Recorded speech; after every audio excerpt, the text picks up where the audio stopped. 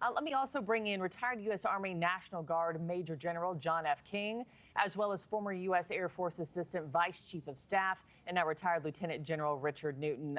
Gentlemen, good morning to both of you. General Newton, let me just start with you first and pick up where Kellie just left off from the White House there. And the fact that Trump has said that Moshtaba is not going to last long without U.S. approval, Israel has already threatened to target him. Am I wrong in thinking he's not going to last much longer? I mean, I'm assuming he's next on Trump's hit list.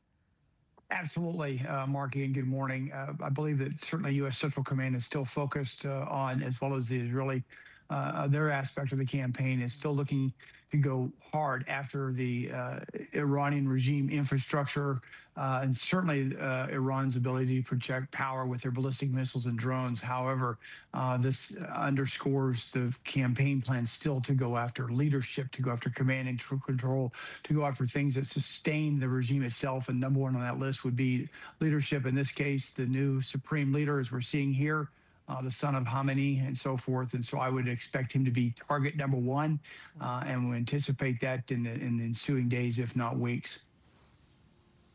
What about the oil facilities, though, General King, from a military perspective? We've seen it here in this region where I am with the headlines we talked about from Bahrain. I saw reports of a fire in the Fujairah district, which isn't very far away from Dubai, where I am, whereas at the same time, as you know, the United States and Israel very aggressive over the weekend, hitting those oil depots in Iran. How about that as a military strategy from the U.S. perspective? Is it the right way to go at this stage?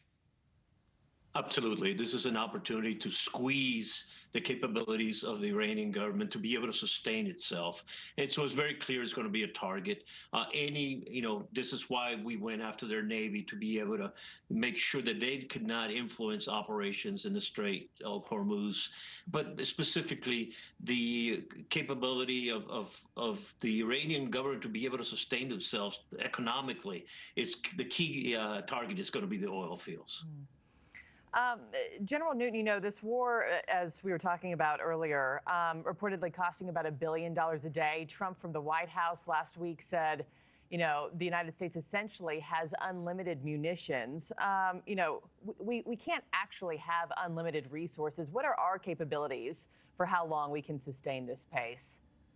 Well, I think Secretary of War Hegseth reported last week, and certainly Admiral Cooper now, who's executing the game plan here, the combat plans. I think we've got a good handle on this. And I think also the fact that we've established air supremacy over Iran, which is twice the size of Texas, which means we can operate 24/7, 365, not necessarily with just our stealth aircraft such as F-35s and B-2s and F-22s, but also with non-stealth aircraft with B-1s and B-52s and F-15E Strike Eagles. My point being is that we are now not relied on standoff weaponry such as Tomahawk cruise missiles and so forth, but we can go deep into our inventory, Markie, that we can sustain this air campaign for the foreseeable future. Of course, we're monitoring our stockpiles and so forth, but I believe that we have plenty of capabilities here, and that's one thing that Admiral Cooper, as the commander of U.S. Central Command overseeing this operation, is really being very efficient, being very effective, and we're relying on very, very capable battle damage assessment, so we don't have to keep going back and back to targets. But still, it does become a zero-sum game here, but I think we're still in a good position.